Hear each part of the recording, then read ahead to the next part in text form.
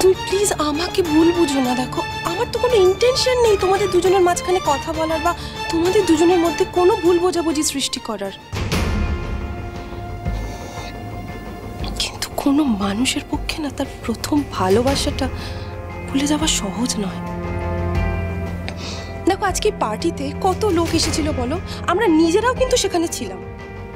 কিন্তু দুতি যখন পড়ে গেল তখন ওকে বাঁচাতে কিন্তু সবার আগে দাদা ভাই এগিয়ে গেল। আর দুতিকে তো তুমি চেনো, ওই কথায় আছে না যে কিছু মানুষের স্বভাব মরে গেলেও পাল্টায় না। আই এম সরি, আমি এটা বলতে বাধ্য হচ্ছি যে তোমার দিদি দুতি সেই সব মানুষের মধ্যেই পড়ে।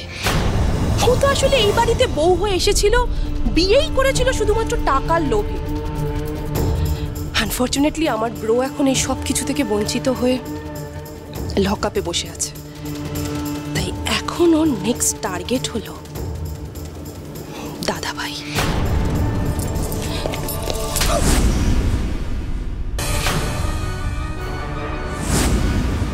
অনেক হয়েছে কি আর একটা বাজে কথা তুমি বলবে না।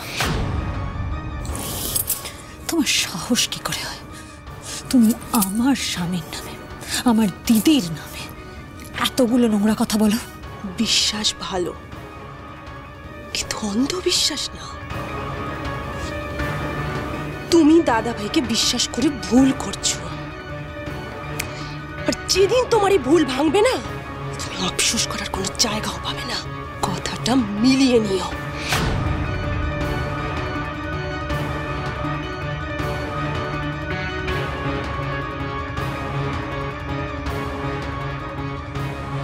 তুমি দাদা ভাইকে বিশ্বাস করে ভুল করছো, আর যেদিন তোমার এই ভুল ভাঙবে না, তুমি আফসোস করার কোনো জায়গাও পাবে না। শুনুন, একবার একটু ঘরে আসুন তো।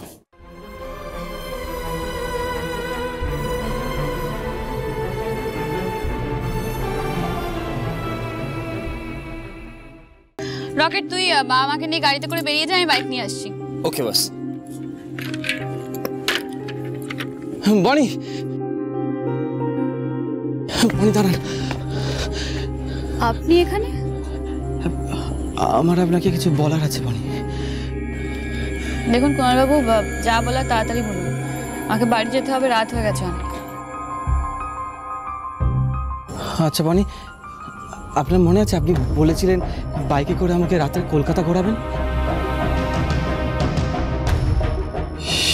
সেই দিনটা আজকের হলে হয় না?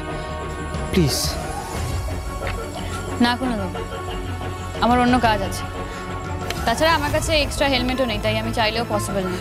হবে, আমি এক্সট্রা হেল্প করে গেছি। চলুন না প্লিজ।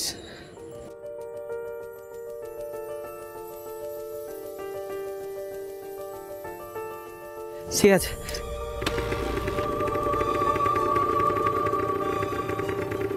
চলুন। হে কি, বনি দাঁড়ান, ছেড়ে যাবেন না আমার বনি।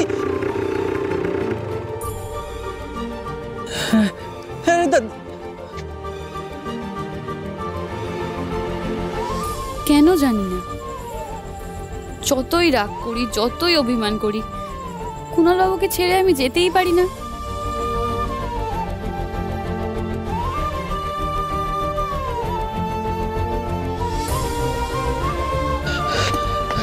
কি হলো, আপনি ছেড়ে চলে যাচ্ছিলেন কেন আমায়? আমি তো যাবো আপনার সঙ্গে। দেখুন, বাইকে কিন্তু বেশি পেট্রোল নেই, তাই বেশি দূর ঘোরাতে পারবো না, কিন্তু যতটা সম্ভব আমি ঘুরিয়ে দেখাচ্ছি। বেশ, তাই চলুন।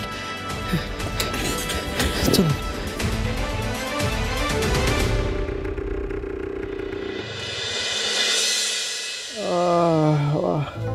দাঁড়ান, এই জায়গাটা, এই চোখের ওপর দিকটা, হঠাৎ করে কি জোর মাথা ধরে গেল। আপনি কি এই কারণেই আমাকে ডেকে নিয়ে এলেন? হ্যাঁ, নয়তো কি, হঠাৎ করে যাই না, এসির জন্য মাথা ধরে গেল।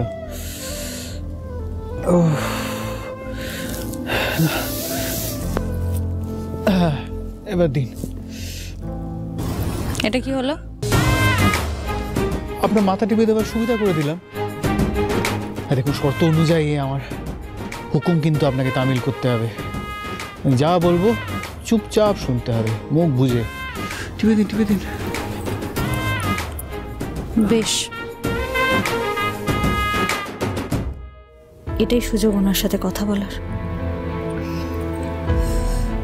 আচ্ছা ঋদ্ধিমান বাবু, হ্যাঁ, আপনি কখনো কাউকে ভালোবেসেছেন?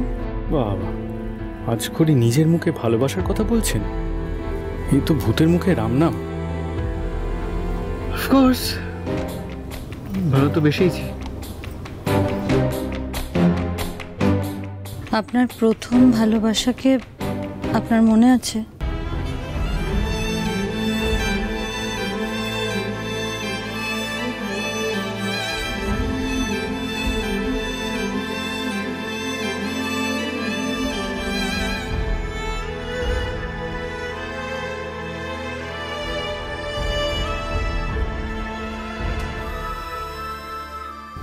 আপনি কি আজও তাকেই ভালোবাসেন? অফকোর্স, মনে থাকবে না কেন? প্রথম ভালোবাসা ভোলা যায়? আর তাকে দেখেই তো ভালোবাসা কি সেটা বুঝেছিলাম।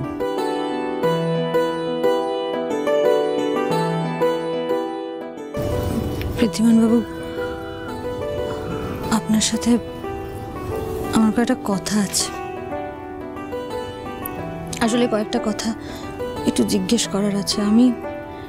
আমি চাই না যে আমাদের মধ্যে নতুন করে আবার কোনো ভুল বোঝাবুঝি তৈরি হোক।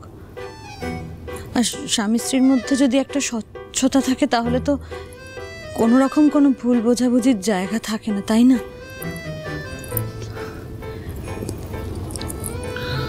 তাই আমি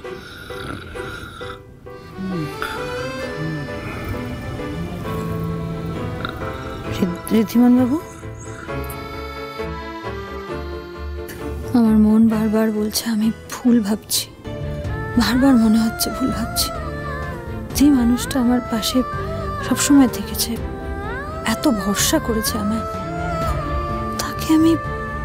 তাকে আমি একটুও ভুল বুঝতে চাই না। কাল তো মহালয়া, কাল মা দুর্গাই হয়তো আমায় সঠিক পথ দেখিয়ে দেবেন।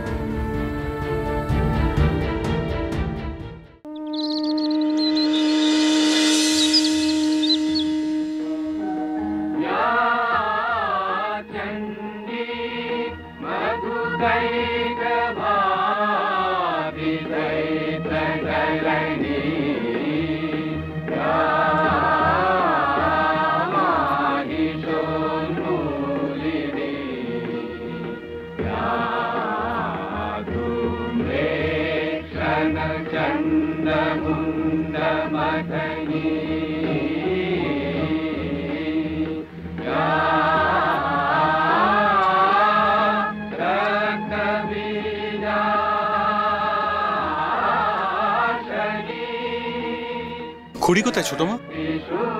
ভোরবেলা থেকে ওনাকে দেখছি না। Yeah.